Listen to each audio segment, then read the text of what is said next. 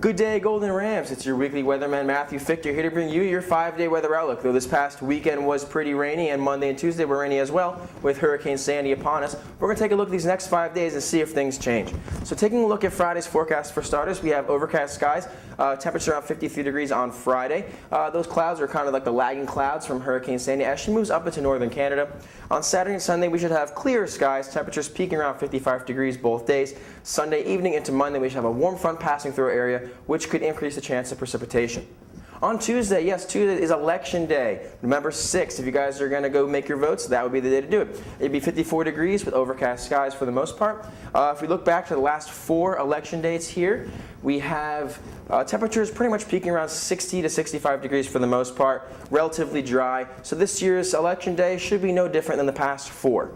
Okay, so obviously this past weekend into Monday and Tuesday, Hurricane Sandy was the talk of the weather news. So we're going to take a look and dive into Hurricane Sandy and all the fine pieces that she was made up of. So starting with a couple pictures here, we have a tanker being pushed up on shore in Long Island. We have, if you guys can recognize it, we have the amusement parks from the pier at Seaside Heights in the ocean. Yes, in the ocean.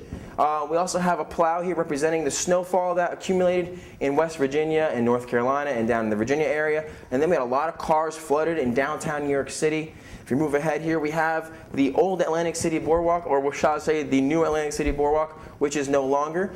In Midtown Manhattan down here, we have a building called 151. It's a very big luxury high-rise building with a crane that was blown over. That was a big talk in the news on Monday and Tuesday as well. And then we had a lot of trees down, and some of which fell in Westchester. One in particular that I'm familiar with is on Walnut Street. A very big, about 100-year-old oak tree fell on a house. So it was truly a very destructive storm for the most part. And what made it destructive were all these facts that we're going to talk about here. So it had top wind gusts around 139 miles per hour at the peak of Mount Washington up in New Hampshire. We had storm surge waters reaching nearly 14 feet at the Battery in lower Manhattan. We had 28 inches. Actually, what I heard recently was 34 inches of snow in the mountains of North Carolina.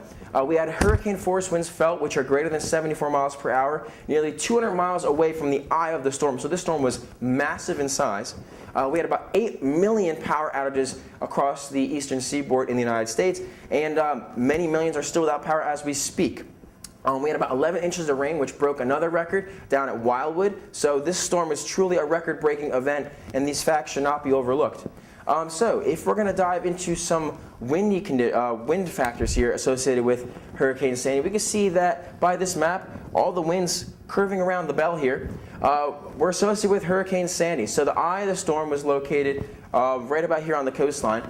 And on Lake Michigan, surfers were able to surf because of the widespread winds. They reached wave heights around 20 to 25 feet. If we're talking about storm surge, on the other hand, storm surge is associated with high and low pressure. So if we had high pressure, there wouldn't be so much storm surge because there'd be, in a sense, more weight being pushed down on the water beneath it. With a low pressure system, in the event of Hurricane Sandy, which is a low pressure system, water would be able to rise a little bit because there's less weight essentially being pushed down on the water. And with a full moon and high tide playing a factor as well at the same exact time, this allowed water to reach those record-breaking marks. So the city that never sleeps is now the city that swims, because when you have a low pressure system hovering over Atlantic City in this particular case, you had southeasterly winds which flowed up into the New York Harbor and the Raritan Bay, kind of like in that coved area. So with winds being pushed over the open water, there's less frictional force affecting those winds and won't slow them down per se. So a lot of the stronger winds were actually felt in northern Jersey and in the New York City area. And with the stronger winds, it picked up that water a little bit more and it pushed it into lower Manhattan, including into the World Trade Center construction site here to my right. It was completely flooded, and not only was it already behind schedule to start, it is now probably going to be further behind schedule. One could safely assume that. So we're going to discuss and compare and contrast Hurricane Irene of 2011 with Hurricane Sandy of this past weekend. So the main difference between the two hurricanes is that Hurricane Sandy is about twice the size, twice the diameter, about 1,000 miles in diameter relative to Hurricane Irene over a year ago. The millibar pressures for Hurricane Sandy reached record highs at 940 millibars, and in the Philadelphia region, it reached 952 millibars, which are both records for the Mid-Atlantic region and for Philadelphia, respectively. Estimated tens of billions of dollars in damage. Both were very costly storms, and they're both Category 1 hurricanes upon landfall. So now we're going to move into, is it a Hollywood storyline per se? Well, The Perfect Storm with George Clooney and Mark Wahlberg back in 1991, emulating or illustrating Hurricane Grace's impact while it meshed with another not tropical low, but Arctic low moving down from the northern Atlantic, kind of meshed together, and that's what we call phasing. Now, this similar event happened with Hurricane Sandy, another low pressure system, as it moved down into our area. So we have two areas of low pressure. We have Hurricane Sandy here, and we have a low pressure moving its way down from the Arctic. Now, this is an upper level map, so we're talking about high in the atmosphere, a 300 millibar map showing the jet stream. So on Sunday, we had the lows kind of merging together a little bit, and then Sunday night they got a little bit closer. And then Monday they got even closer, and then by Monday evening when it made landfall and the brunt of the storm was felt in our area in particular, we had a big superstorm and Sandy was strengthened even further. So it became even more widespread and even stronger because of this phasing process.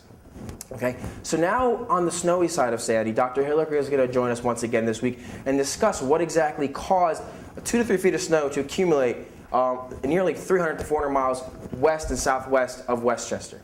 Well, thank you, Matt. And I want to talk about the snowy side to Sandy. And as you can see by the graphic here, we had a couple of areas across West Virginia, the mountains of West Virginia, southwestern Pennsylvania, even into Virginia, North Carolina, where they had upwards of 2 to 3 feet of snow. The reason is because of the configuration of the jet stream. This is what it actually looked like during the event. Typically, with a strong trough and a strong hurricane, we have lots of cold air aloft. In fact, the temperature is just about 3,000 feet above everybody, was basically below freezing. So all the precipitation below, let's say, West Virginia, Virginia, actually was in the form of snow here across these areas. I'll send it back to you, Matt. Thank you, Dr. Joby Hilliker, for your insight on the snowy side to Sandy. So final question we want to consider is, so were the models correct? Well, this area of red here, which is pretty much covering the entire map, were the affected areas by Sandy. And the landfall location here was about 3 to 4 miles, maybe about 10 miles max, I'm not exactly sure, southwest of Atlantic City. So whether the models were correct or incorrect, Hurricane Sandy was a very impactful storm onto the entire eastern part of the United States, and it shouldn't be taken lightly. So the models were relatively correct as far as its general direction, but it kind of dipped a little bit further south, making its landfall a little further south than what models projected for the most part. If you guys are looking for a way to help with hurricane relief, you guys can grab your tool belt like myself. You can head down to the Jersey Shore, the Delaware beaches, anywhere that was affected, and you can lend a helping hand. Or if you guys are interested in making a donation, you can go on www.redcross.org and make a donation to whatever you feel is necessary. So you guys can get on that whenever you have a free chance. For more up-to-date forecasts, please refer to this week's edition of The Quad. Once again, my name is Matthew Fichter, and have a great day.